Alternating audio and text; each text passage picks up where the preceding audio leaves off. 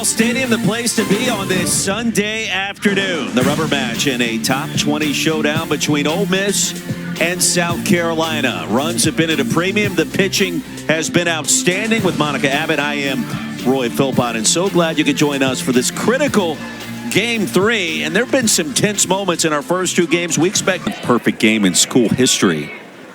Early in her career, Pone hit hard to deep center field. That'll bounce off the wall with one hop. And Pone, a leadoff double.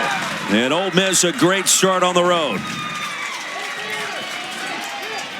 Be instrumental for both sides. The 0-2 smacked into right field. That'll drop and roll all the way to the wall. Jaden Pone will be waved around, and just like that, it is 1-0 Rebels. Just a great piece of hitting by Lair Boutte. This inside two-seam fastball, she's able to pull that ball down the right field line, but notice how far Abigail Knight is playing in the right center gap. This allows Lair Boutte to easily take second base. Something we have not seen in this series as Benford sends it to shallow center for the first out. Now, I like to see how aggressive Ole Miss has been in Game 3. We have Coach Bobby Buchanan, Erin Earlywine, and Nancy Evans. Grounded to second. And advancing to third on the play will be Boutte.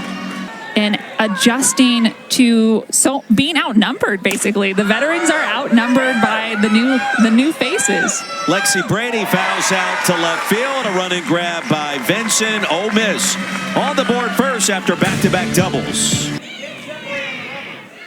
Uchenyo will step out for a moment and now back in.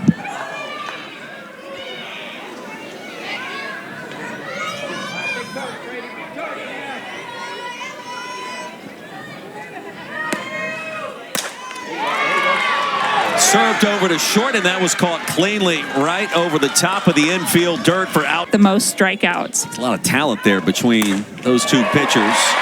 Inside out swing that lands in right field, and the first hit of the weekend for Ari Rhodey. She's been walked 4 times, and a yell of encouragement back towards the... Moving Ariana Rhodey up, she's been getting a lot of walks. People are starting to know how much of an offensive threat she is. Up the middle into center field. Back-to-back knocks for Carolina. But Carly Shelton, she can do a better job to people that have been training in weights and conditioning and in softball at the collegiate level versus the club level. Pitch in the dirt, throw to third, not in time. Both runners advance. Establish your rhythm and timing. Yeah, you know, she comes into her set and then she rotates back for a really good weight transfer, a really strong lean back. And it looks like she wanted that pitch. Looks like it's going to put a better swing on a pitch. And the 1-2 fought off again. Foul territory right in front of the South Carolina dugout. And a great play made by Yamas at first base. 77 from Charlotte, along with their head coach, Ashley Chastain Woodard. And the 1-0 hit hard. Deep right field, all the way back off the top of the wall. Rhodey touches home plate. Shelton behind her. And Carolina with a lead at 2-1.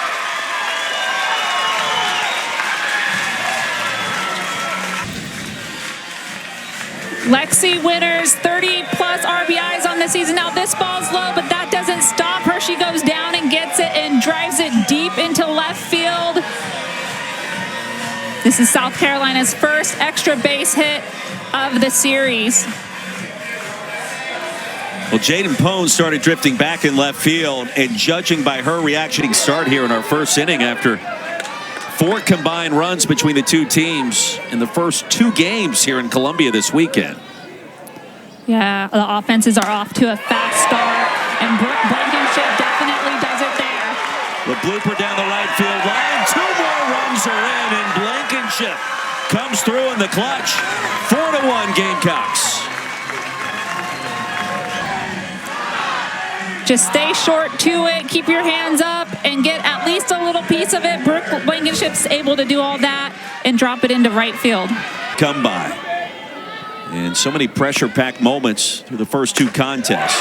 Served is short, and the force out at second for Ryan Starr to retire the side. 4-1 our score from Flowery Branch. And 2-0 the count. He's earned that starting second base role. Fly ball to straightaway center. Easy play for Quincy Lelio. Yeah, but perfect weather down on the softball field right now. A little bit of a slight breeze. De Leon pops it up into shallow right. Easy play for Carly Shelton. Jory Hurd's doing a good job after South Carolina was able to put up a 4 spot, but getting ahead of hitters, and look at that. Blankenship in time delivers a strike. It's interesting, all those stories that develop with the portal now and former teammates facing off against each other in certain respects. As Vincent, the league, makes the NCAA tournament. And that's not going away. The commitment, the fan support, the interest. Lelio strikes out. That's a rarity. And Lopez, back-to-back strikeout. I don't want to ever experience that. Yeah. Brody hitting .368. Strong 4 walks this year. Over to short, and Ryan Starr is there. 1-2-3 home half of the second, 4-1. Clapper, most of the time they're trying to hit the ball away, so it makes sense to move your right fielder over and then pitcher on the outside corner, just like that. Jory Hurd with the strikeout. Having hard hits and getting more pitches. Flair towards center field, and Shelton stabs it out of the air cleanly. And now 6 in a row retired by Hurd. So that I can pull it down the line. How about straightaway center? That'll drop and get all the way down to the wall. Boutte, a 2-out double for the Rebels. And she's now a perfect 2 for 2. And not let some of the hitters that she's faced, like Percy Yamas. Binford pops it up into shallow left field, an easy play for Blankenship, and Hurd escapes on Interstate 77. And these two schools separated by about 90 minutes, so quite familiar there. Shelton belts one high off the wall. And a leadoff double for Carly Shelton. Not sure how the ballpark held that one. South Carolina, so good. Yeah, I would definitely say the plate discipline. And as we say that, Knight strikes out. Miss.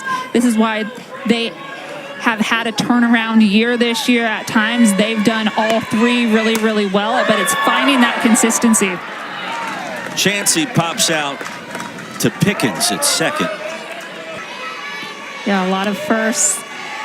Ole Miss defeated Missouri, taking 2 out of 3. Fly ball to right, Boutte's underneath. And the leadoff double stranded at second. But in the last 2 innings, just a little bit more weak fly balls. Yamas off of 2 hops to Shelton at second. And 1 pitch, 1 away. That because I know how hard it is to do and how much work it takes and the consistency it takes to pull that out on command. Not easy. For Hopper, over to Shelton again. Up for the challenge. Back-to-back groundouts to second base. Ground balls in this inning already, but taking that range. It's sharply in the gap, and a 1-hop that is stopped by Lelio. And that was a nice play just to stop the momentum of that softball. Commit to a college and then even come back as the coach. She said her. Popped up center field, right beside the logo. Easy play for Lelio. And the head coach of Carolina. Able to really get up in the air a little bit. The opposite field again, Boutte. Foul territory is going to make the play. 1 up, 1 down for Carolina. Just really fun plays defensive.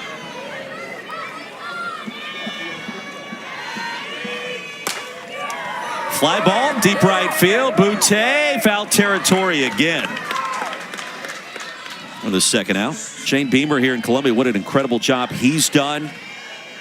Lenora Sellers is back. He's been involved in the softball program as Pone catches a line drive to end the frame. She's retired 12 of the last 14 hitters and make that 13 of the last 15 hitters. Since the first inning, she has just settled in and really using both sides of the plate really well.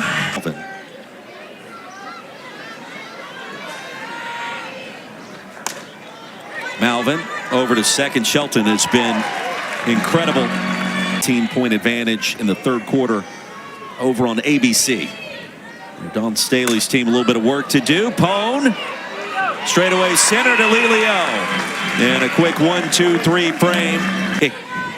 A vast understatement. So I'm hoping that some of these coaches, when you're calling these games, are getting you to talk to the teams and the programs about what it's like and what your mentality was. Lelio draws. Guys getting big and like, oh my gosh, that's Monica Abbott. Line drive over to third and played beautifully by De Leon. One away, Lelio remains at first base. If you don't mind me asking, what is the level of... These seniors have these career years, and I definitely had one my senior year. Through the hole into left field, and Gamecocks now with runners at first and second. And I think the biggest thing... Golf to left field, Pone tracking in front of the track and an easy play, tagging Lelio. And she will slide in safely at third base, and so runners at the... Why am I throwing a curveball on an 0-1, and where does that have to be placed? Taking second will be Rhodey, and she'll steal second without a toss. And I think when pitchers understand that intention... Two in scoring position. That's right off the elbow of Chansey. Sent a spark for South Carolina.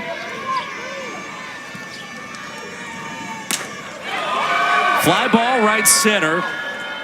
And over there to make the grab is Malvin to retire the scoring. Only has her offense picked up, put a 4 spot on the board, but really able to start rolling.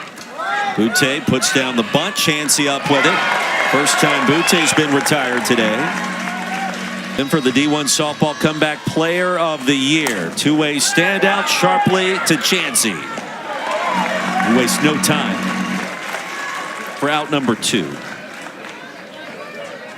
Ella Chansey busy over there making the first 2 out. How they are able to play as a team. Yamas down the right field line to the wall there in the corner. And a stand-up 2-out double for Percy Yamas. As well, but you can feel the tension in the air in this battle. And Brady head down to first base. And that's her rise upper half of the zone can hit up to mid-60s. Flare into right field. That's going to drop for a base hit. Knight unable to corral it cleanly. 1 run is in for the Rebels, and it's 4-2. Yeah, and when you have Carly Shelton playing up the middle, it creates that hole on the opposite field. Just kind of a flare right in no man's land. Not much to do. Abigail Knight didn't come up with it cleanly, but it doesn't hurt them. 2 quick outs in this inning, and then Ole Miss has battled back to Chansey. Rebels add a run. It's 4-2.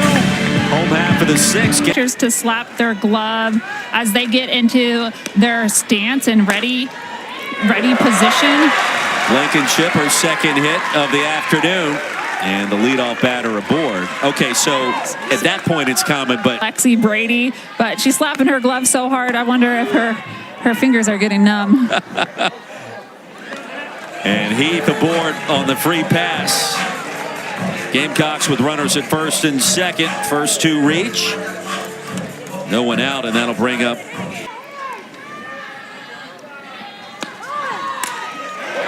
back to the circle. Benford over to first. The only play, the 1-3 sacrifice. It'll go 1-4 with Pickens covering over. Lelio tries to again find her way on base. Hot shot over to third, the dive to the bag for the double play.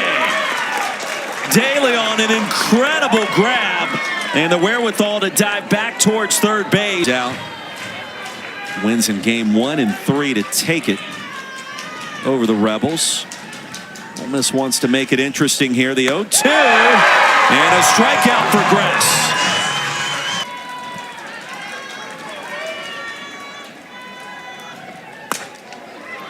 To third and Chansey. Ole Miss down to its final out. 2 outs in the 7th. Pone with 5 hits this weekend, 1 today, and hit softly to center right in front of Lelio. Big turn by Pone. That'll bring the tying run to the plate. What a weekend as the leading hitter for Ole Miss. Fly ball deep left, going back Vincent at the track, and she's there. Carolina wins it, 4-2. Former Ole Miss pitching coach. And Boutte gave this one a charge for a moment, didn't she? Yeah, opposite field, real deep, but just not quite enough power to go out. Really good piece of hitting and good day for Larry Boutte at the plate. But South Carolina able to come up with the win. Both Jory Hurd and Sam Gress did an excellent job on the mound, working together and keeping the Ole Miss offense at bay.